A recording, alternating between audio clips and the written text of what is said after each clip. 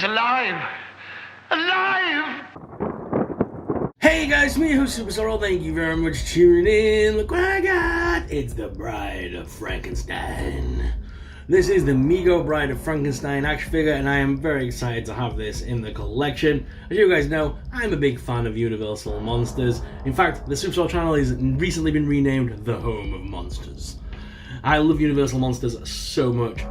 And this is an 8-inch action figure, 14 points of articulation. It's a modernized version of the classic Mego line, and I can't wait to unbox her and see if she scales well with the large Frankenstein from NECA. Frankenstein from NECA came with big platform shoes, and he's quite a big fig by comparison to regular figures, although he's not quite as big as the April O'Neil figure that came out with the crossover line. However, I'm not sure if this, if the Bride of Frankenstein is as tall as the Elvira fig that came out. So we're gonna have a little play around, a little look at the differences, and yeah, we're gonna have some fun. So let's jump straight in and take a closer look at the Bride of Frankenstein. What's your favorite scary movie? Okay guys, first of all we've got to take a look at that card art, because there's always some really cool card art with the Megos. So we've got the electric kind of electrodes going on here. But if we fling it around here, I love the big logo there, Bride of Frankenstein, but then you can see the bride right here on the table. Very cool. A little write-up about Mego and the owner and stuff like that. And this is an official Universal Monsters product. Okay, enough chatting, let's get her out of the packaging. So straight out of the box, she is a rather impressive size, and I do like that face sculpt, and she's taking down the whole stand. The figure itself is actually very well put together, very nice. I like all the different... oh, what's going on with that arm? Has the arm popped out a joint already? I think it might have done. There we go. They're just popping in and out of the side hinges here. They are like 5 POA dolls, but they do have certain other movements in there, but obviously as she's got this costume on, it's hard to see.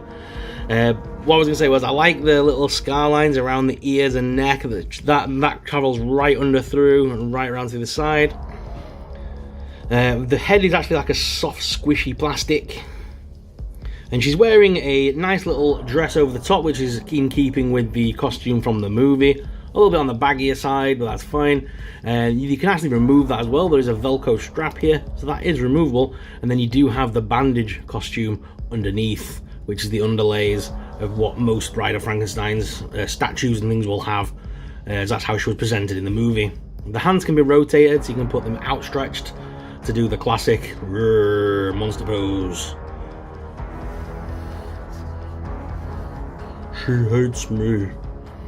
Bride of Frankenstein, one of my favourite of the Universal Monster horror movies.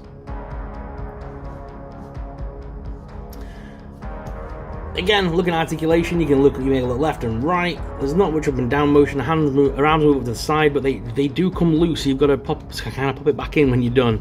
Move that up. The arm will stay where it is because of the bandage costume, which is kind of cool. The arm as well can bend inwards. There's no rotation at the elbow, but the hands can move on little ball joints. There's plenty of movement there. Hands feel pretty small by comparison to the rest of the fig, to be honest.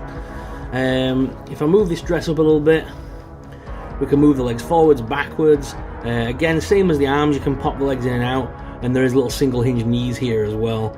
The feet are on, what have we got here? Just straight little pivots.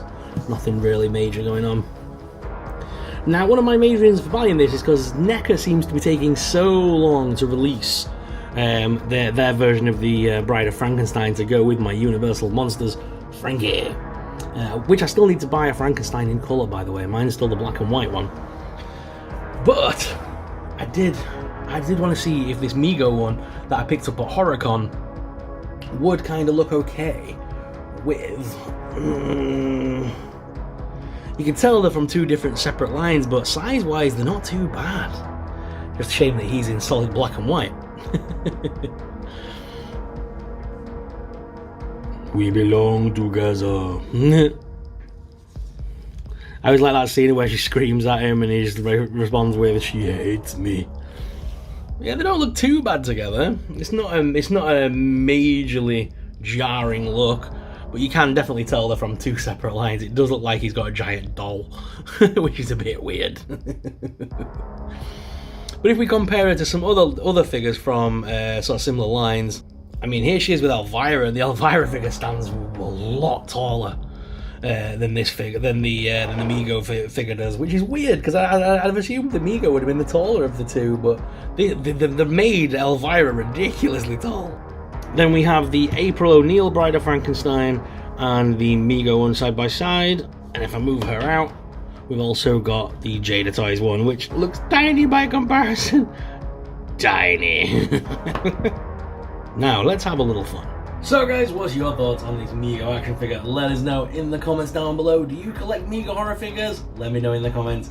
Guys, thank you very much for watching. As always, I'm your host, Superstar, and I'll see you in the next video.